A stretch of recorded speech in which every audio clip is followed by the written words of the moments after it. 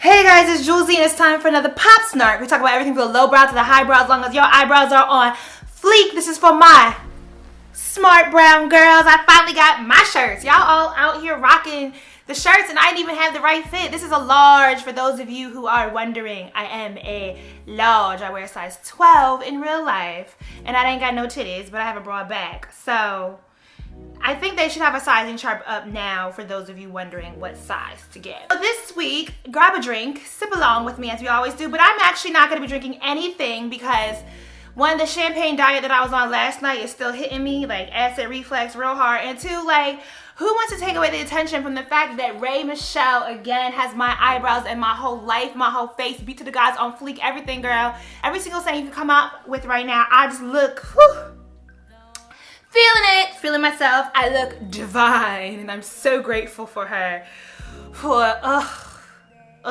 Don't even mind the fact that my bed isn't made in the background. No one cares.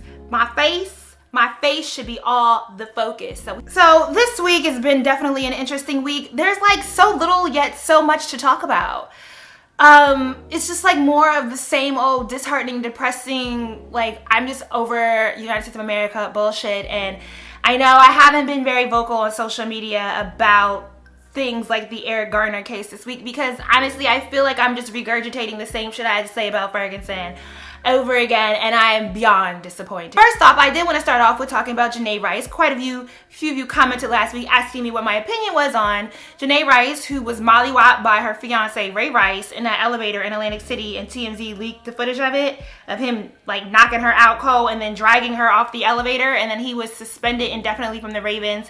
He recently won the appeal, so he's back to being able to play for a team. I don't know what team is going to pick him up. And Janay Rice recently sat down with her mother, with the ESPN writer, and I believe the Today Show. So I read the ESPN article, I watched the videos, and you know what? This is really difficult, right? Because it's like, at what point is someone entitled to their personal opinion? It's like, who am I to say that I think she's lying? Like, it's definitely for sure that Rae, this is familiar behavior and that's why she's accepting of it. I mean, I don't know. And at this point, I just have to respect her opinion. You know what I mean? And I have to respect the fact that this is the man she feels that she's in love with. She wants to stand behind him. Her parents are standing behind her, standing behind him. And so really my opinion in this situation doesn't matter because she is choosing how to live her life. If I'm gonna sit here and lambast her for staying with Rae, isn't that like victim shaming, you know, essentially? Like, she's already been a victim by her fiance, by TMZ leaking the footage, and then by all of us having opinions about what she should or shouldn't do. And so I just don't feel the need to constantly castrate this woman over her life decisions. I really, in my heart of hearts, hope that she's telling the truth. I hope this was not a regular or even multiple occurrence. I hope this really, they get the therapy that they need and they can move forward into a healthy and happy relationship, and I wish them all the best. And domestic abuse is a very complicated topic to handle, and I think part of it is, you know, supporting victims enough where they feel comfortable, you know, telling their story, but also supporting victims enough to help them to make the right decision. Not the decision that we think is right for them, but the actual right decision for themselves. But I think we have to respect just them as human beings and adults, and the ability, if their family is supporting them on this, that you just hope that they're getting the right sort of kind of help and therapy that they need to move on from this. I want to be very cautious, and I think this is going to be the overall theme of this Pop Snark, to not feed into this singular idea of how to move forward with things, and that life is complex. We live in a lot of gray, and so why, when we start talking about the victimization of women and the assault against women, do we want to remove all gray and say everything has to be black and white, it's either this or that, and we don't allow any, you know, we can't deal with the complexities of these situations. Like, it just doesn't make sense. The big thing this week was Garner's case. Garner was the man in Staten Island who was stopped by the police over Lucy cigarettes, which is basically, if you're ever in New York, cigarettes are very expensive in New York, and so, you know, Newports, they'll sell you singles, which are illegal because there's no tax on those cigarettes, so it's illegal to sell Lucy's. And so the cops were doing a stop, and they were bothering this man over some Lucy's, and they were trying to subdue him, and in order to subdue him, they put him in a chokehold. And in the video, because there's body cams on these cops, in the video, he says, I can't breathe, and then you watch the man die. So this is really hard for me, right? This whole Eric Garner case, because the fact that the police officer, Padalano, Daniel, whatever his name is, there's a video. Like, you can watch the video. The man literally has his hands up and he says, I can't breathe.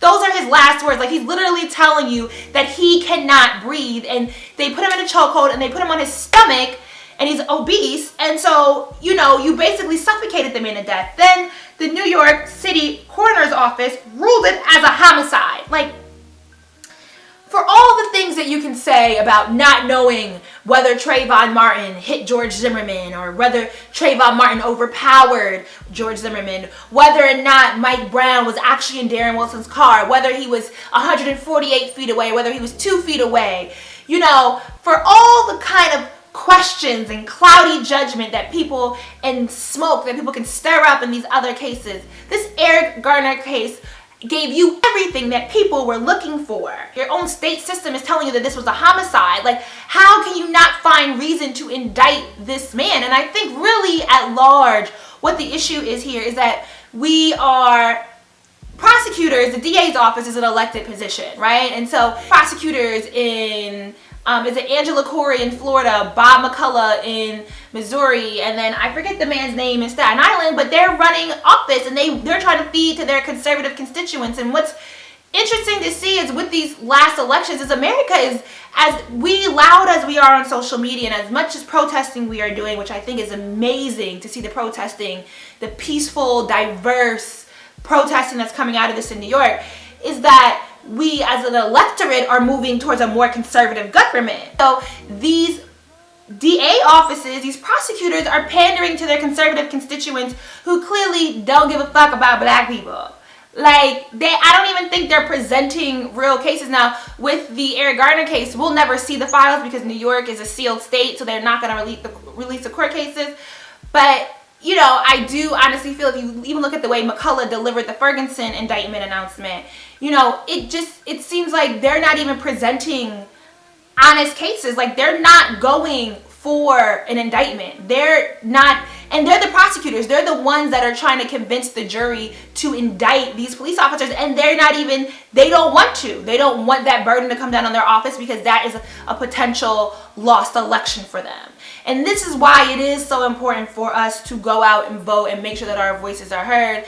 And you know, what's really rough for me about the Eric Garner case is that I lived in New York for 8 years during the stop and frisk era. And while I personally was never really stopped and frisked, I had, you know, a really close homeboy who, this fool, for whatever reason, would walk out the house without his ID. Now, if you are stopped under suspicion in New York and you do not have an ID, they can take you down to central booking and you'll spend a night in jail. And so there were so many times when I would have to call around the central booking, worry about where my friend was at, because they would just stop him because he had a white t-shirt on. And I'm not talking like a white t-shirt down to his knees. Like, he had a fitted white tee, jeans, and some Converses on. And he happened to be walking down Nostrand Avenue, and that was reason enough for people to stop him. Like, I've seen this ish firsthand. Like, I've seen how the cops can accost you and take advantage of you without even telling you what they're taking you in for. And it's crazy. And I do think from the top down, there needs to be an overall shift in how we deal with people of color. I think as Americans, we need to move towards really pushing back against this psyche that black people are demonic, or we're monsters, or we're super aggressive, or we're gonna kill you, and all these things. Like, it's like we never moved past this era of, like, you know, the big black brute and the hypersexualized black female. And you know, I think there's multiple layers to this. There's no singular reason why this is an issue. This is ingrained in American culture, and you know, it's now rebubbling again in 2014, and it's just, it's something we need to, as a collective, move towards change. Now, what I do want to be cautious of, and a lot of the reason why I haven't like tweeted or Instagrammed much about this, is because what I feel like happens is when stuff like this happens, where it's Eric Garner, the Tamir Rice, or the Mike Browns, or you know, the Renisha McBrides, or the Marissa Alexanders, when we start to actually care about black women, when it does happen, there is this group thought that happens, right? Like everyone, especially because I live in this bubble, right? So I follow a lot of other Black bloggers and writers, and everyone's trying to get the perfect tweet that can go viral and retweet it like 15 million times. I don't say that's people's intentions, but everyone tends to tweet kind of the same train of thoughts, and I don't really see a lot of dialogue happening, right? It's a lot of anger and aggression, which I think definitely has its place here, and I think definitely can be very productive. But I want to also be cautious that we are not allowing room for productive dialogue in these things, because in order for there to be a change, we can't just be, I can't just be talking to the smart brown girls who already get what I'm talking about and understand where I'm coming from. Like, I also have to be cognizant that the person's minds and trains of thought that I'm trying to change think completely opposite of what I think. And so there's a communication discord there, and I can't communicate to them at the same level that I communicate to my peers who get me. Like, so that brings me to the whole criming while white hashtag that happened on Twitter after the Eric Garner non-indictment, because white people were tweeting about their privilege, basically about how they've been stopped by the cops, that they've committed crimes and nothing happened to them, because, to be white in America means you get to walk away with your life when the cops stop you. And the general reaction by Black intelligent, but the Black, highbrow Twitter, all the journalists, was, criming while white shouldn't be applauded. It doesn't solve nothing. Good for you that you're aware you got privilege. Now what you fitting to do? Whatever. This shit don't do nothing. And it's like, but it's not fair. Like, you gotta think about it. This person is not Black. I can't reach the person who doesn't think like me by constantly talking to them like they are me. I have to talk to them on their level. And so, no, I don't think criming while white, just because you are aware of your privilege, gives you a pass and like you are the greatest white person ever.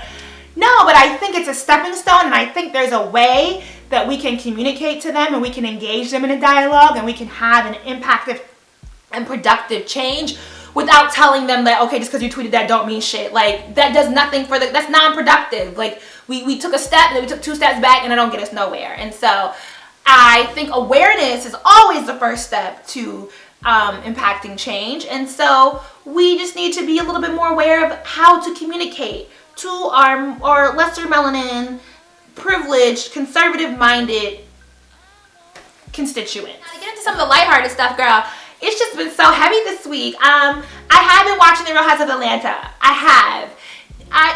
This season, it's just like, I can't stand Portia. She's just dumb, and now, not only is she dumb now, but she's super arrogant. Like, she is smelling herself all the way. Her beef with Cynthia is such bullshit. Like, she's rude, and Cynthia is gorgeous. Like, you want to talk about somebody who wakes up flawless. I'm not really banging with Cynthia's approach to anything either, but I'm definitely not siding with Portia on this at all. Cynthia Jordan, I don't get the point. Kenya,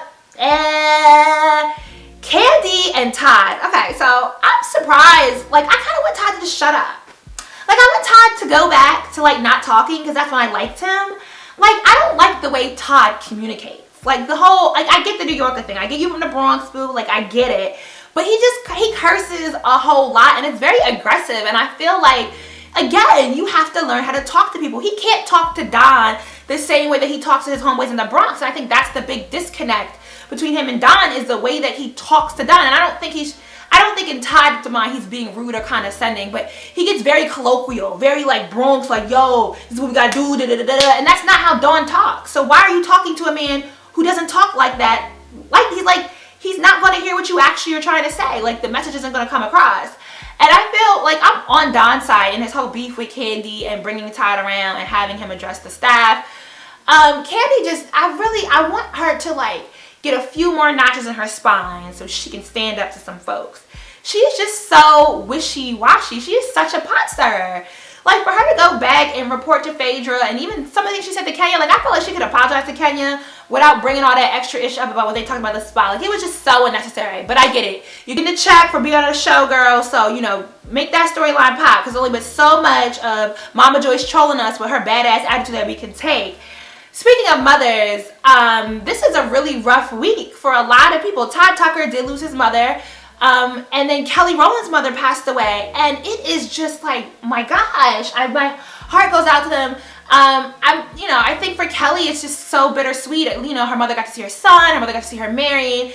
And I don't know how anyone deals with the loss of a parent. I'm not at all prepared for it. Y'all already know I did a video about it. I can't even, I don't even know it's on TV anymore. I am not supporting Coon Television, so no, I will not be watching VH1's Bye Felicia. I'm mad at both of them black women that agreed to do that show. That shit is just ignorant. Stop with this girlfriend intervention BS. I will be watching Lifetime's Whitney Houston biopic because Angela Bassett is producing it, and it looks like it's going to be amazing. And I'm hoping Lifetime is finally going to stop trolling us. I'm hoping it's going to be good. I got my fingers crossed it's going to be good.